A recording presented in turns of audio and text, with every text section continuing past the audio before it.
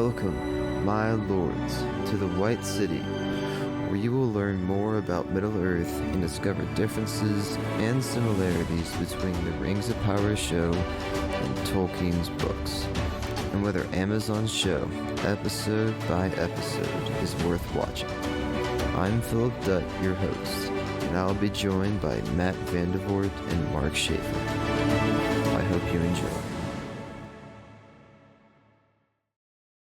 Hello everyone. Today in this episode we're going to be talking about different characters' resilience to the ring, how the ring affects different individuals in different ways. Just think about like Galadriel to like Smeagol to Tom Bombadil. An interesting point to start off with is, in a sense, like the ring's going to affect everybody, especially, except for like Tom Bombadil for those who know about this, the books. But, because of its tempting power, even someone like Galadriel is still going to be tempted to use it, and there really isn't anybody who can be completely free of that temptation or desire to use the ring. Except for one. I guess we could like start off with the one who is like not affected by it at all. I feel like we should start there because that's a whole discussion in and of itself. But Tom Bombadil doesn't care about the ring, and I think that's probably the best way of putting it, is that he just doesn't care about it, because he's such an interesting character, because he's basically omnipotent within the bounds he has set for himself. So within those bounds he is in like complete control, and the ring, he like plays with it, puts it on, the ring disappears, and then he just messes with it, basically. Doesn't he like expand it and like make it shrink or something? He does all these weird things with it, and then at the Council of Elrond, I think it's Frodo or one of somebody suggests, hey, why don't we just leave the ring with Tom Bombadil? And Gandalf's like, well, that's a terrible idea, because he'll just misplace it, because he doesn't care about it at all. Yeah. And his character is really interesting because there are endless debates about what he is or who he is or what he could be or what he is or isn't. It's kind of a cop-out answer, but my favorite take on it is that Tom is just Tom. He's just a guy. Like, he's just kind of his own thing that Tolkien put into this world to kind of add to the mystery and the whimsy of it, basically. And so, like, I'm pretty sure Tolkien wrote in a letter that, like, no, he's not Iluvatar, he's not a Valar, he's not any of these, like, powerful beings. He's just essentially a nature spirit. Like, he's just, like, a manifestation of, like, he's a manifestation of Middle-earth, and he's just kind of there. And, like, because there's a lot of interesting things about him. Like, basically, one of the things they said is that, like, if all else falls, Tom Bombadil will be the last to fall, but he will fall, like, to Sauron. So he's just kind of an enigma, and, like, I don't know, a spirit of the world, but wholly unconcerned with, like, the greater goings on. And I think that part of the reason, like, thematically, that it makes sense that he's not tempted by the ring is that, like, he could be omnipotent if he wanted to. He's just set the bounds in which he's going to be powerful and strong and all-knowing and all-powerful. And so, because he's limiting himself with that power and conceivably has access to way more power than he lets himself have, the ring just doesn't tempt him, because he doesn't need it. He is beyond the ring. Because the ring, again, like, the ring tempts people with... Essentially, the ring tempts you with the lie that it can give you what you want, more or less. And Tom Bombadil already has everything he wants. He has the forest and his songs and his wife and the hobbits to talk to occasionally, and he's just he's just Tom. But like there Mm-hmm. are other things too, where like it's not just the ring. There's also like the Barrow Wights that are in a roundabout way connected to some of the same kind of magic of the. Actually, they probably are connected to the magic of the rings because they're like connected distantly to the Witch King. Like They're like the kings. So like in the books, when the four hobbits leave Tom's house, they get trapped in these tombs, and the tombs are of not the kings of Arnor, but like Arnor at some point got split up into three kingdoms, and one of those kingdoms was allied with Angmar against the other two kingdoms. And I think it's like those kings that were allied with the Witch King are the ones that are buried in the those bear. tombs, Like the Barrow Downs. the Witch King basically put the curse on these dead creatures to try and cause havoc or whatever. Which is also why the knives, the swords that they get in the barrows, it comes back around later that is it Mary? Yeah, Mary stabs the Witch King right before Eowyn kills the Witch King, and the blade he uses was the blade he got in the barrow that was created specifically to combat the Witch King. So, Interesting. like, it's this whole cycle of like he uses the blade that was designed to like depower the Witch King basically to create an opening for Eowyn to kill the Witch King. Because like in the movies, it's just kind of like, oh, I'm not a man, I killed the Witch King, and it's like that's a part of it, but also like there's more of a setup to it. It's not just like any old person who isn't a dude can come along and kill the Witch King. It's like there's a prophecy about it, and through these situations it gets fulfilled basically. Interesting, huh? But the way they escape the barrows is Frodo starts singing Tom's song, and Tom comes along and basically like smacks the Barrow Wights on the heads like bad ghosts, and like gets the hobbits out of there, and then gives the hobbits the barrow knives. So it's just like Hmm. even when he's like coming face to face with these like evil dark creatures, he basically just treats them like unruly children, which I think is part of the reason why there's a really fringe theory that I don't really like in terms of thinking it's actually real, but I do kind of like it because I think it's an interesting take, is that Tom Bombadil is actually evil and that he's like waiting for Sauron to fall to become the next Dark Lord, and that's why Gandalf goes to talk to him, like because in the books, after like the remnants of the Fellowship get back to Rivendell before the hobbits go back to the Shire, Gandalf is like, I'm gonna go talk to Tom Bombadil, and he like spends like a year or two with Tom just like talking with him. So there's this theory that because the ring doesn't affect him and he has power over the Barrow Wights, that Tom Bombadil is actually the next great Dark Lord, which it's like I don't think is true, but I do think is funny. Yeah, that's funny.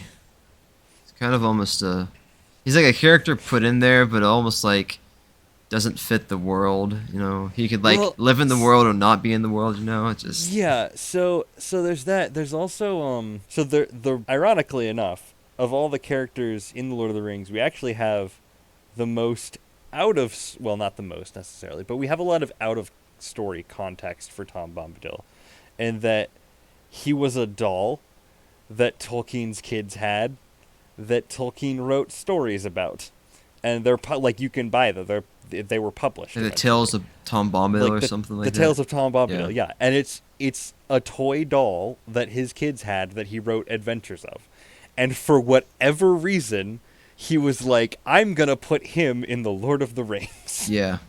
and it's like I don't know if he was intending for that Tom Bombadil to literally be the same Tom Bombadil that's in the short stories, or if he just like took the character and the name and put like a copy of that personality in the story as like this ancient whimsy mystical powerful cheery dude, but Yeah, no, Tom Bombadil is. Yeah, the best answer is who is Tom Bombadil? The best answer is Tom Bombadil is Tom Bombadil. Yes. It's just like that's as Yes. much as we can really say for certain. I feel like the next in line for like characters who can be like the most resilient are probably the hobbits. I at least I don't know. I guess you could like try to like you were saying about how like Tom Bombadil he could be evil in the end, so he's really able to overlord these like the ring and No, everybody. So like in a sense you could I say, well, don't. is Sauron really like the one who is the least affected by the ring? For the But record, I don't actually think Tom Bombadil is evil. yeah, I'll just throwing just Yeah, kind of yeah, no. tossing that. I don't think you can say Sauron is affected by the ring in like he is affected by the ring, but not like the ring doesn't tempt him because Yeah.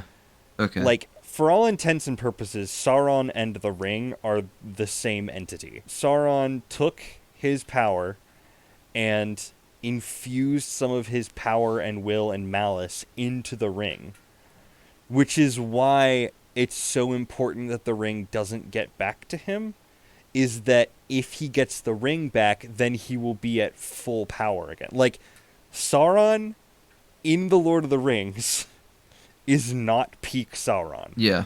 Peak Sauron is Sauron at, like, right before the The Battle battle of of the Last Alliance. yeah. Yeah. But if Sauron gets the ring, it's like he has recovered from his wounds at the Battle of the Last Alliance and has himself personally grown in power. So if he gets the ring, he'll be even more powerful Hmm. and basically unbeatable is the idea. And that's why it's so imperative that one, Sauron does not get the ring, and two, they destroy the ring. Is because like it's almost like a Horcrux in Harry Potter, where like the ring itself is objectively less powerful than Sauron. And like the Horcruxes have some of Voldemort's power in them, but they're less powerful than Voldemort. But they're still inexorably linked. So that's why destroying the ring doesn't kill Sauron, it just like reduces him to a powerless shade, basically, is what happens. Because so much of his power is tied up in the ring. When the ring is destroyed, he is crippled beyond repair, basically. Gotcha. It's like it's interesting like you explaining it that way is like a very good idea of like understanding like the implications of like the ring getting back to Sauron, you know? I feel Yeah. Yeah. like the movie doesn't explain that in depth, Yeah, you know? no.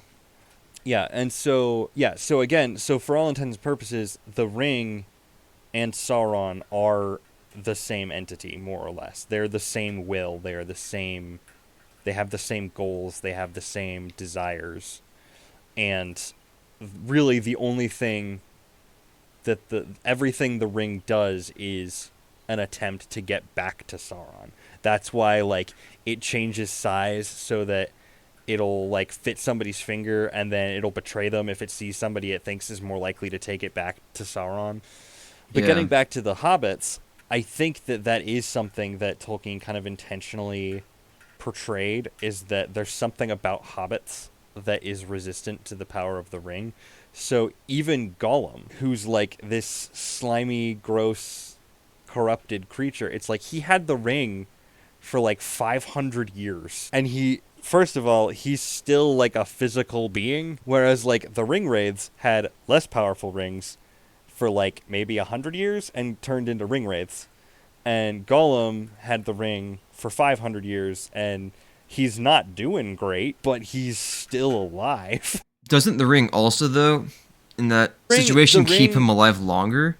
the ring does keep him alive, but like he has not fully succumbed to the ring. Frodo and Sam I think is the most interesting case because Sam is the only person other than kind of Galadriel that rejects the ring outright, that we get to see their process of like what the ring is tempting them with. So in the books, when Frodo is comatose and Sam thinks that Frodo might be dead, he takes the ring, and the ring basically tempts him with the idea that like Sam could go and beat Sauron and then like turn Mordor into a verdant green garden kingdom, basically. Yeah. Because Sam is at his heart is just a humble little gardener who got caught up in this big epic adventure. But Sam realizes that no, it's just tempting me. It's just trying to get me back to get itself back to Sauron, and ultimately rejects it and does not put the ring on. Maybe he does put the ring on to go invisible. He uses the ring to get by the orcs. He uses and he like right. hits his head against like the gate because he can't like get through, and then he like falls down. Yeah, that's right. But he doesn't use it for like his own. But he doesn't. Yeah, purposes. he's not using it for his own. So Sam sees himself becoming like essentially the world's greatest gardener is more or less what it's saying. Then contrast that with Galadriel, who is like, instead of a Dark Lord, you'd have a queen. Like, she sees the ring as to essentially preserve the elves, is more or less what, like, not even preserve the elves, like bring the elven kingdoms back into their glory and defeat Sauron and all this, which she obviously realizes, like, oh, I would just be a tyrant and essentially become subsumed by Sauron. So yeah, you have a brief kind of moment of this where Frodo offers the ring to Gandalf, and Gandalf is like, bad idea, don't do that. So it tempts people with what they want. Like, it's incredibly subtle, because it makes, like, it offers you what it knows you want most, but it's also like incredibly blunt in that it's like just like straight for that. It's not even like, oh, maybe we could. It's just like, no, with my power you could do these great things you want to do. But there is something about the hobbits that is innately resistant to it, and I think the idea is that the hobbits they lack the ambition of the other races. So like, for hobbits, like for pretty much anybody else, they're like, I could like basically conquer the world and create this like a mighty kingdom, and I'd be a mighty king, and I'd bring peace to the whole world and all this stuff. Whereas with hobbits, a hobbit's greatest like life desire is to smoke a pipe. Smoke a pipe, sit by the fire, be cozy, basically.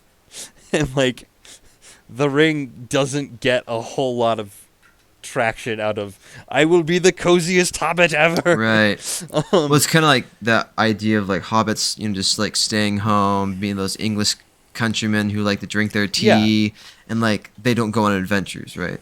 Kind of thing. So, and it's not that Tolkien's saying that like great deeds shouldn't be done. I think his argument is essentially that like the great deeds should be done to preserve the sort of cozy home life.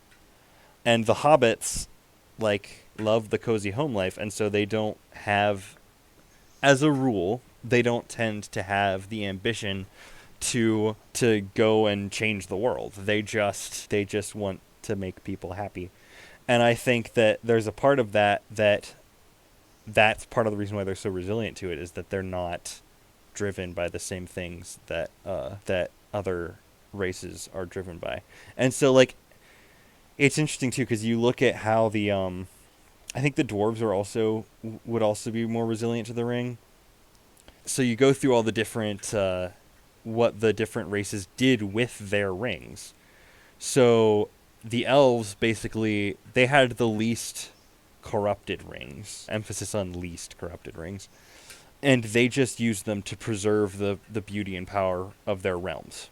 And that's part of the reason why all the elves are a little depressed throughout the entirety of Lord of the Rings, is because they're like, we need to destroy the ring. And we know that by destroying the ring, everything we've built that's beautiful in this world is going to start slowly fading away. So, like, that's why all of the elves are going to the sea, is because they're like, there's nothing left in Middle-earth for us. The dwarves just get really greedy. Really quick, going back to the elf thing. So yeah. So is that basically in a similar way with like Sauron. Like they put like a lot of their elven power into the rings. So once the rings are gone, Yes, they're like, I oh, think like we don't have any other power here, so we've got to go back to Valinor essentially. yeah. The idea is that they did a similar thing with the Elven rings, but importantly, the Elven rings were the rings that Sauron was not directly involved with. So Yeah. they had the One Ring, while it's still, because it was still Sauron's design they were using, the One Ring still had influence over them, but because Sauron himself was not directly involved, they were able to essentially hide the rings and keep his influence at bay. The Dwarven rings, the dwarves are just really stubborn, so rather than like becoming ring wraiths, they just got really crotchety and greedy, which led to a lot of their downfalls, mostly to dragons. Hmm. And then the men are incredibly corruptible, and Sauron turned them all into, like, they all became mighty kings, and then they all became ring wraiths. Yeah. So I think that's like, the ring does affect people differently. It's even like explicitly stated that like the reason, like if Galadriel or Gandalf or Elrond or somebody of that kind of magical ability put the ring on, they probably wouldn't turn invisible, because the ring sort of, it acts differently depending on what your potential with it is. So like creatures like hobbits and baseline humans, although I guess we'd only ever see hobbits wearing the... No, Isildur wears the ring. That's true. So, yeah, they turn invisible because that's kind of like a tangible thing, and it's really less that they're turning invisible and more that they're like going into the wraith realm. And it's like people like Galadriel and Gandalf would just be so powerful that they'd still be able to manifest in the physical realm. But yeah, so like for creatures of like low magical ability, it's just like, oh, it's a ring that turns me invisible. Whereas like individuals with a lot of magical power, it's like, oh, I could use this to conquer the world, and it would augment everything about me and also turn me evil. So yeah, it does, like, who you are as a person and like your abilities and things do affect how the ring affects you, essentially. Thanks for visiting the White City. Before you leave, please subscribe to our podcast and check us out at thewhitecitypodcast.com. We're on YouTube or Facebook under the tag @The White City Podcast.